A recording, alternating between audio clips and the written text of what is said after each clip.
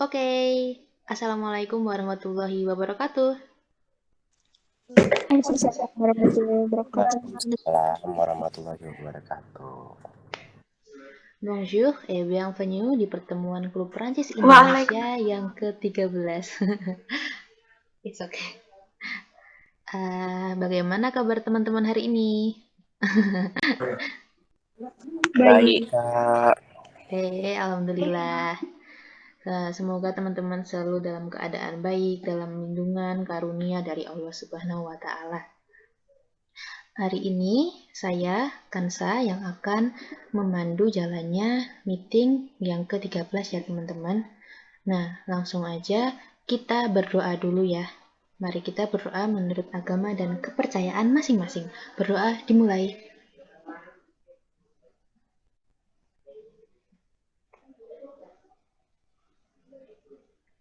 Berdoa cukup. Nah, buat teman-teman yang baru bergabung, kalau ada pertanyaan seputar sistem operasional dari Klub Prancis Indonesia bisa ditanyakan ke saya, Kansa, atau ditanyakan ke Kak Gustaf. Untuk teman-teman yang mau belajar ataupun mau bertanya seputar materi bahasa Prancis, bisa ditanyakan ke tutor kita, ke Kak Radit. Nah, hari ini kita mau belajar mengenai cuaca dalam bahasa Prancis.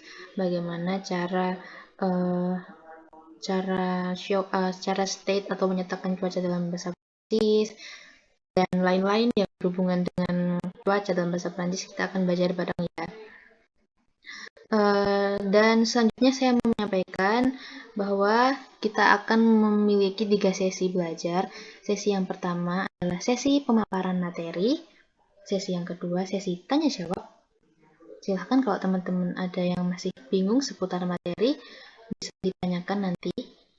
Dan saya prefer teman-teman untuk langsung open mic aja, raise hand kemudian open mic maksud saya, daripada ngetik di chat gitu. Tapi buat teman-teman yang mikrofonnya mungkin error, nggak apa-apa guys, nggak usah panik, nanti saya akan bacakan pertanyaannya. Dan sesi yang ketiga adalah sesi foto bersama ya. Jadi silahkan nanti di akhir sesi dibuka kameranya, kita dokumentasi sebentar. Oke? Oke. Oke, kalau begitu mengingat waktu, kepada Kak Radit dipersilakan. Oui, bonjour à tous. Comment ça va tous? Semuanya baik-baik saja ya. Uh, Alhamdulillah hari ini kita udah masuk ke pertemuan yang ke-13. Nah, boleh Kak boleh digulir, di scroll Oh ya, untuk yang selanjutnya. Selanjutnya, bonjour ya.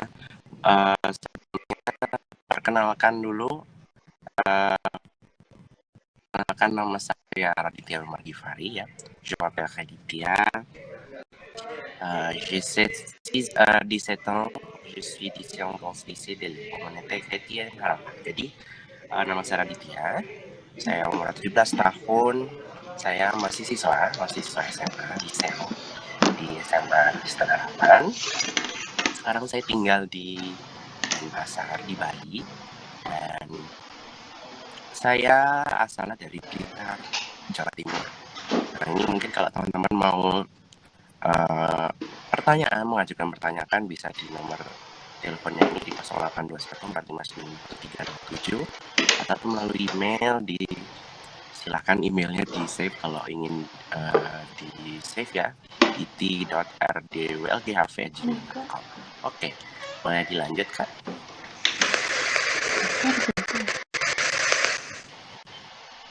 Oke, so Keprong Nuzojujui. Nah, itu artinya apa yang akan kita pelajari hari ini. So, nah, apa yang kita pelajari hari ini ada dua pokok pembahasan. Yang pertama ada yang namanya La Meteo. La Meteo itu bahasa Prancis cuaca ya, weather. Terus ada La Future Proche. Ini artinya kondisi yang mendekati masa depan. Ini tidak termasuk tenses ya, ini hanya pernyataan kondisi nanti mungkin kita akan mengenalnya di presentasi selanjutnya ya. Oke, so kita yang ke pertama ada berita meteo. Mungkin kakak bisa Kak siapa? Kak Kansa boleh di scroll. Boleh. Saya try. Aduh. Oke. So, untuk pertanyaan tadi kan kita sempat lihat dari video YouTube yang tadi. Untuk menanyakan cuaca itu saya ketik ulang ya. Jadi mohon maaf saya ini jadinya centong Feki. Nah ini artinya gimana cuacanya di centong Feki. Kenapa ya, mungkin kita pertanyaan seperti itu. Padahal meteo itu lalu kenapa tidak L?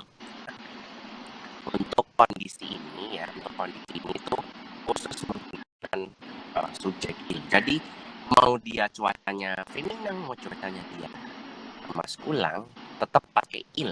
Ya, jangan diganti il yang plural apa yang pakai s itu, ataupun mau diganti subjeknya itu jangan. Ya. Nanti artinya lain. Oke, untuk pernyataannya sendiri cara mengucapkannya itu bisa il apa, ataupun ilve apa, terus ada il apa. Kalau bagaimana cara membedakan ucapan il sama ilve?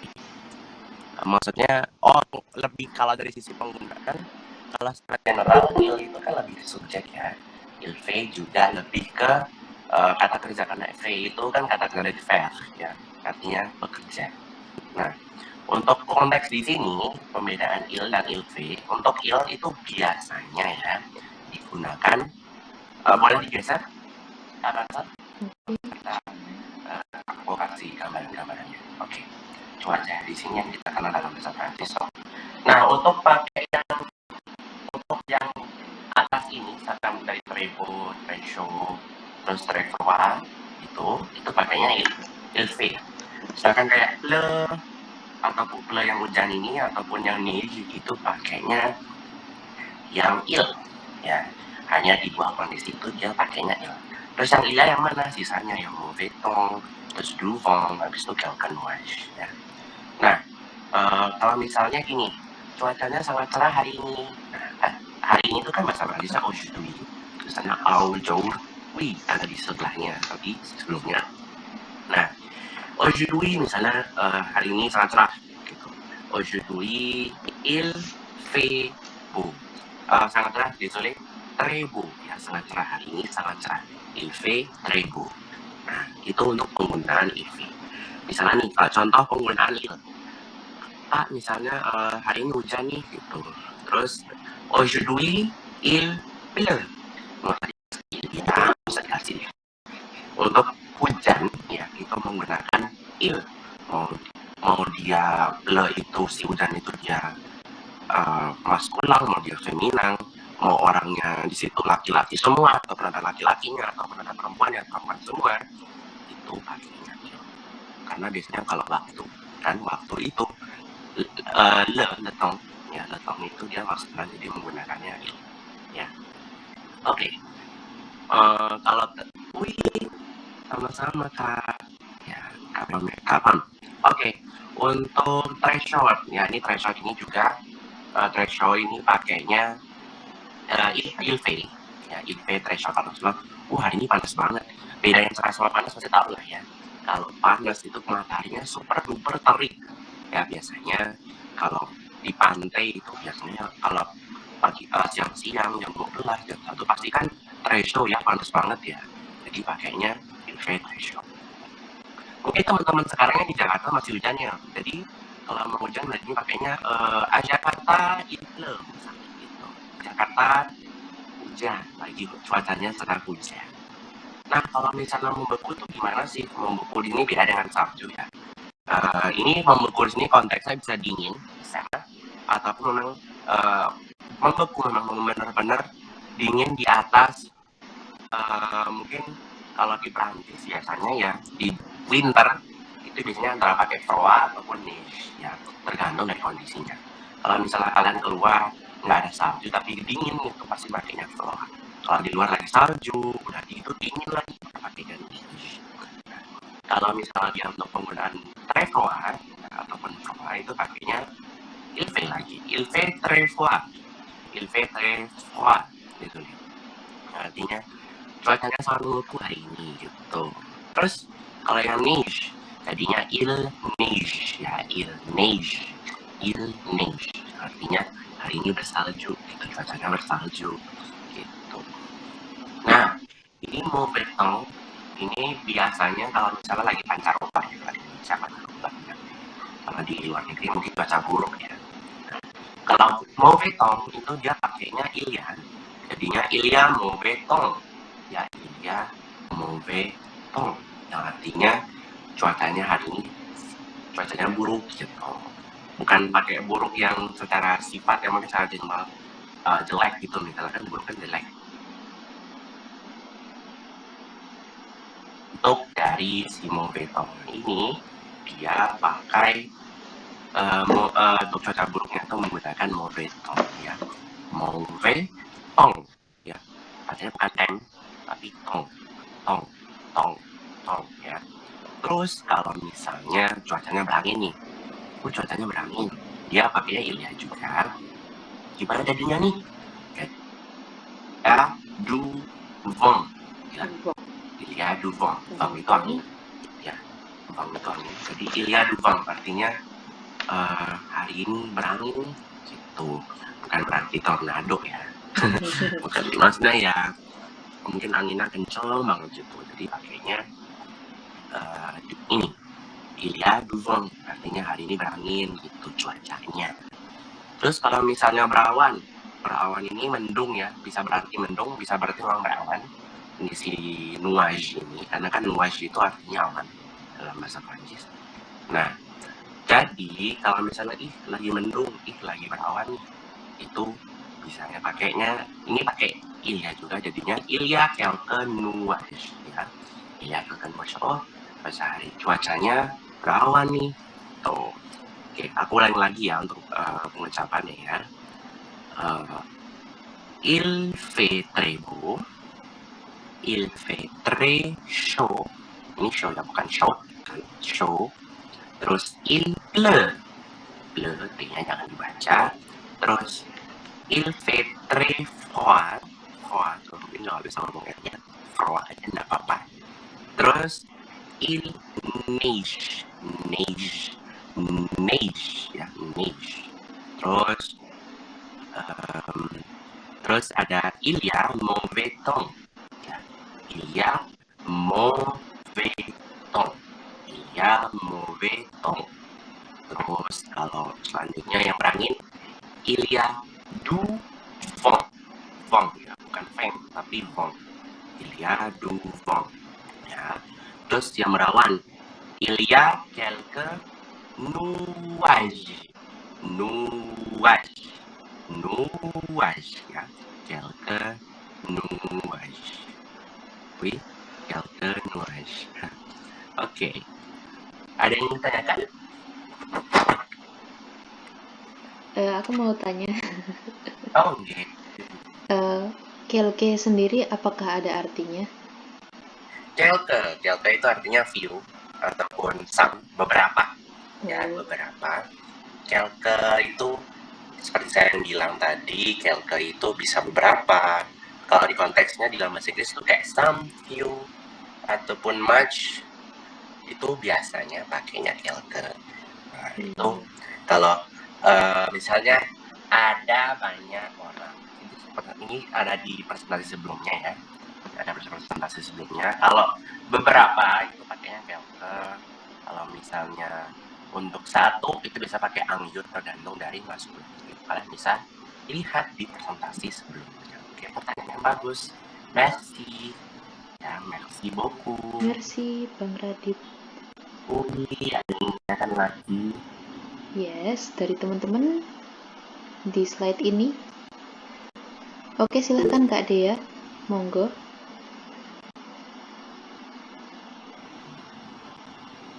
Oh iya.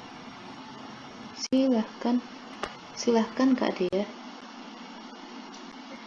Saya izin tanya, tadi itu yang Iya. itu yang mana ya? Maaf. Oh, yang V, oke. Aku ulangi lagi ya.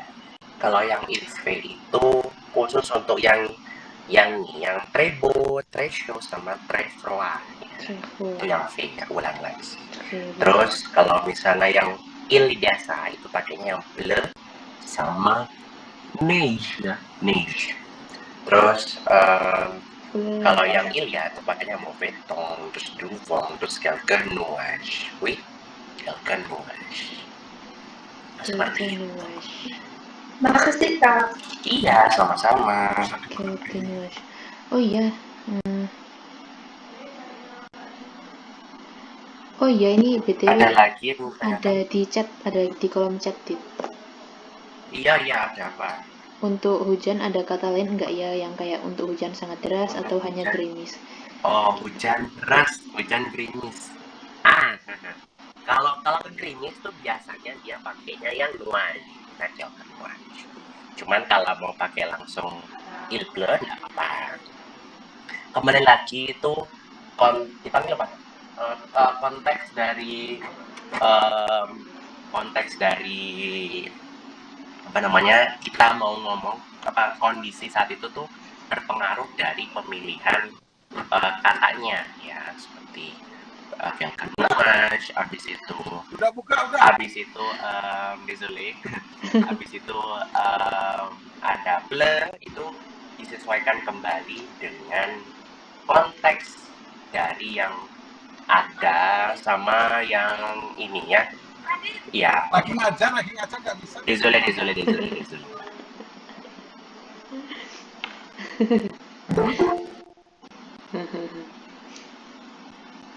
Oh ya, untuk teman-teman, sambil ngisi sebentar ya. Untuk teman-teman yang mungkin baru banget belajar bahasa Prancis ya, beginner banget belajar bahasa Prancis, mungkin silahkan ini mengikuti meeting kali ini dulu, seenggaknya biar punya bayangan gitu guys. Oh ternyata cara menyatakan cuaca kalau cerah tuh bagaimana ya tadi ya. Nggak apa-apa bang, nggak apa-apa. Ya begitu ya guys, biar punya bayangan dulu ya. Désolé. It's okay. Oke, ada lagi. Merci. Jadi ada ya. Oke. Oke, kita lanjut sekarang boleh ditulis. Sebentar.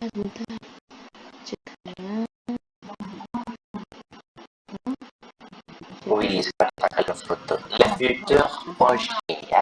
Le futur proche atau yang kita kenal tuh kondisi yang mendekati masa depan. Ini tidak termasuk tensis ya. Termasuk tensis karena ini hanya ungkapan. Ya, ungkapan saja, bukan masuk ke dalam tensis.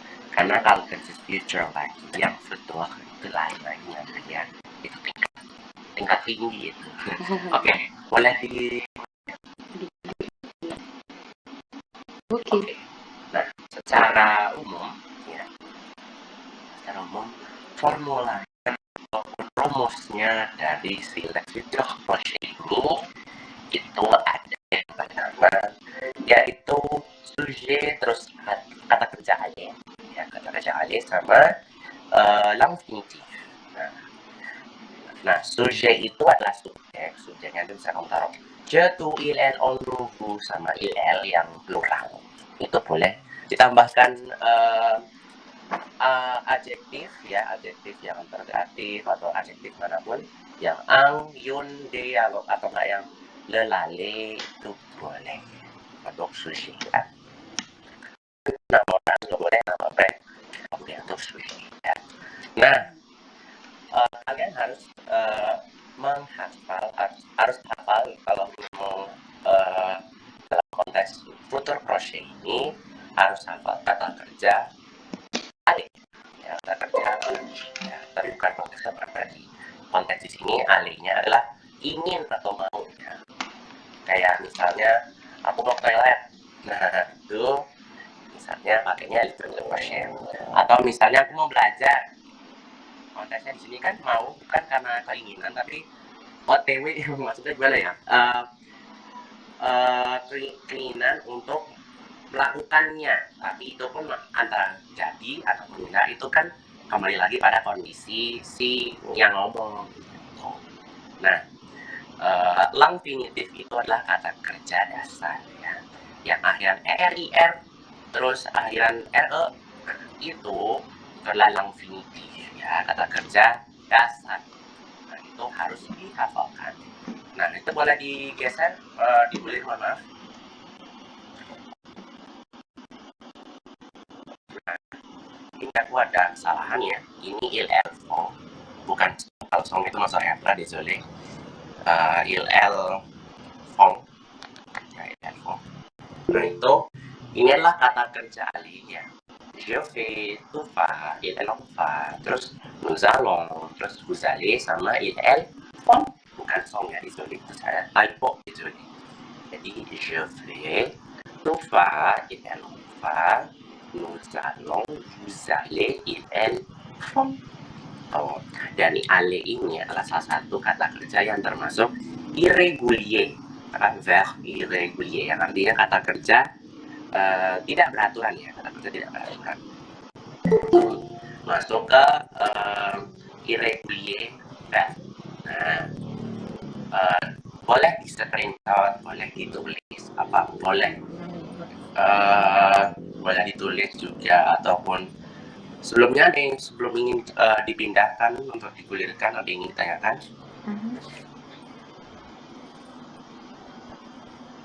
Di slide ini ada yang mau ditanyakan nggak, guys? Apa kecepatan, apa terlalu lambat, apa bagaimana? Ayo, Pak. Gimana, Pak? Bagaimana? Ya. Jadinya tuh lagi.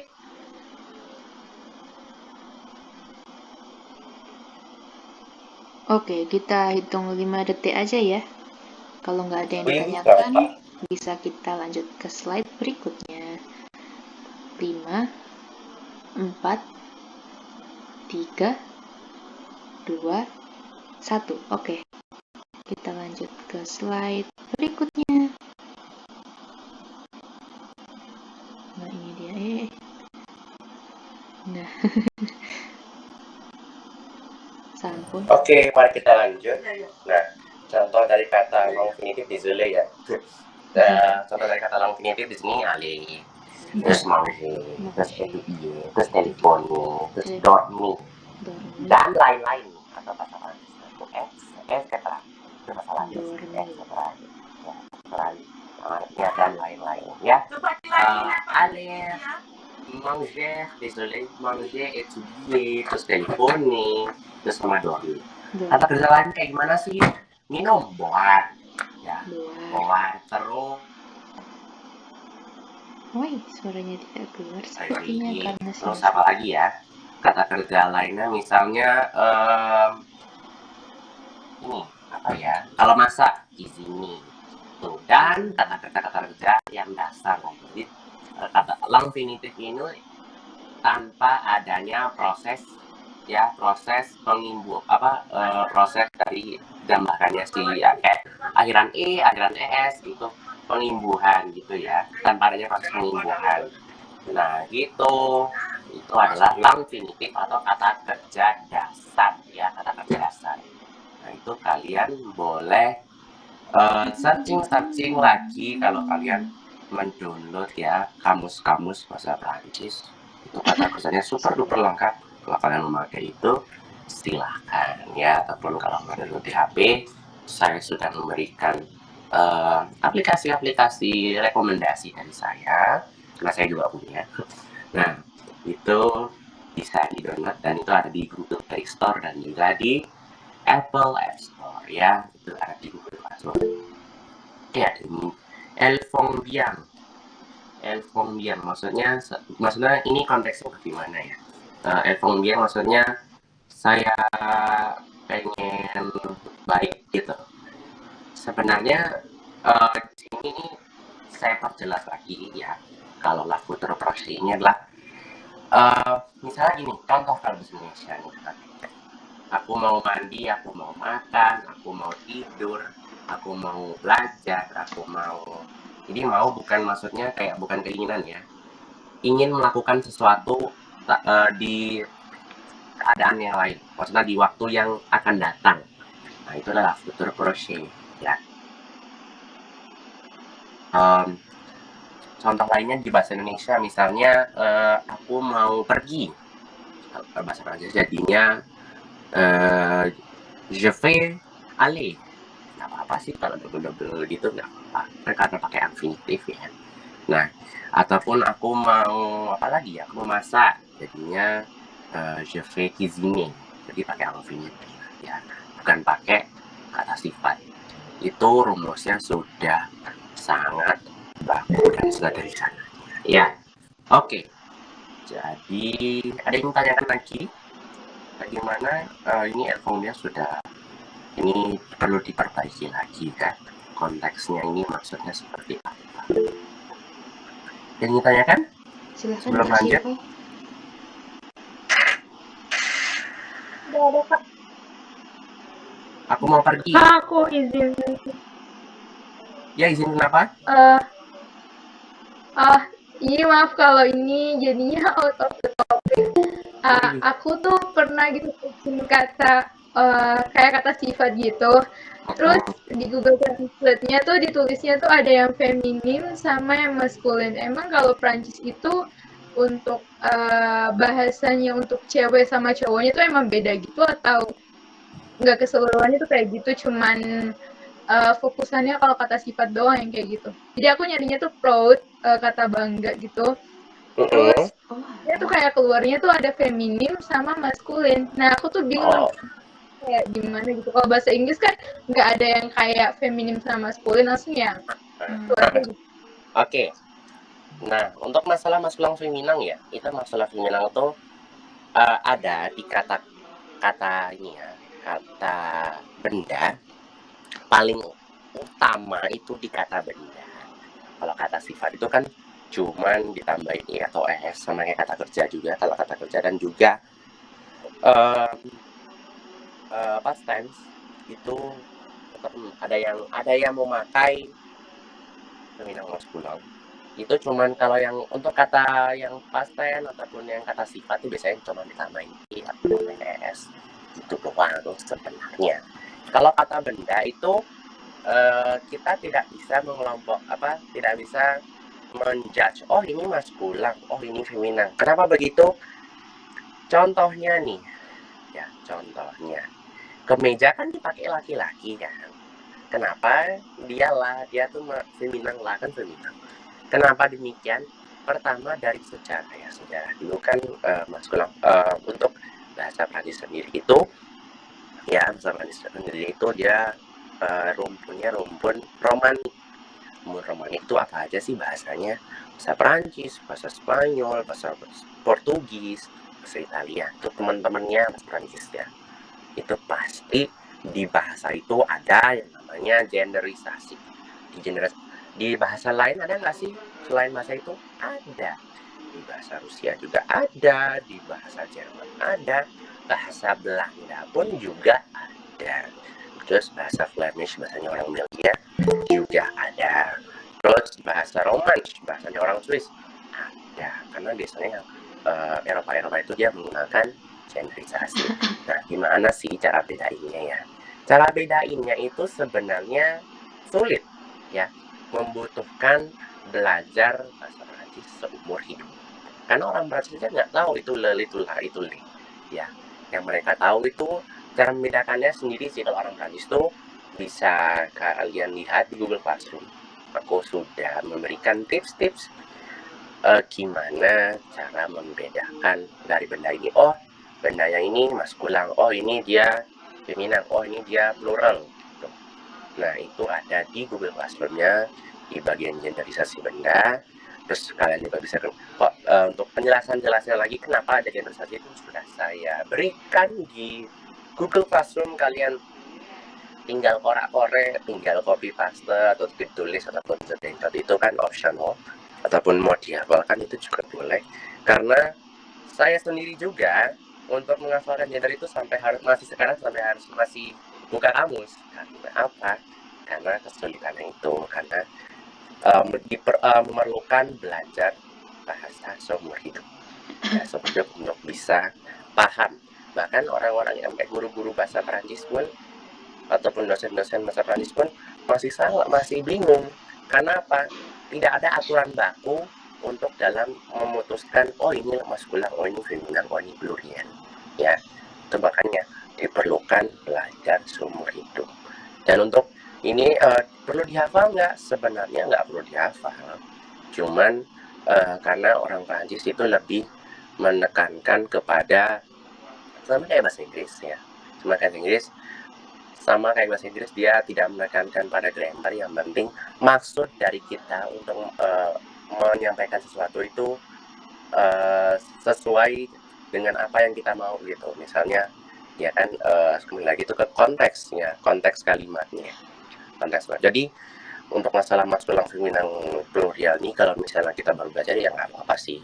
Ya kalau orang Prancis ya itu harus belajar gitu. Oke, pertanyaan yang bagus. Merci ya, merci beaucoup pour les questions. Désolé. Les questions. Oke, pertanyaan selanjutnya. Oh, aku mau pergi. Kalau aku mau pergi itu jadinya je vais aller ya. Ini saya tulis ya. Je vais aller. Itu artinya saya mau pergi. Ya, saya mau pergi kemana kek? Ke museum, ke perpustakaan, ke taman. Kembali lagi itu kan untuk masalah ke-nya itu kita lihat gender dari tempat itu. Kembali lagi itu bahasa Inggris ya. Oke, pertanyaan selanjutnya je veux étudier itu étudier ya, étudier tulisannya. Tapi nggak apa. Bukan je veux tapi je fais. Kalau je veux berarti keinginan ya, keinginan untuk mau belajar. Kalau misalnya kalau diartikan, kalau pakai Google Translate seperti itu jadi je fais. Cuman kalau misalnya seperti ini ya, kayak I will learn, itu pakainya je vais étudier ya, I will learn. Kalau je veux étudier itu I want learn, itu maksudnya. Itu yang bedakan gitu. Ada yang tanyakan lagi? Oui, merci pour la question.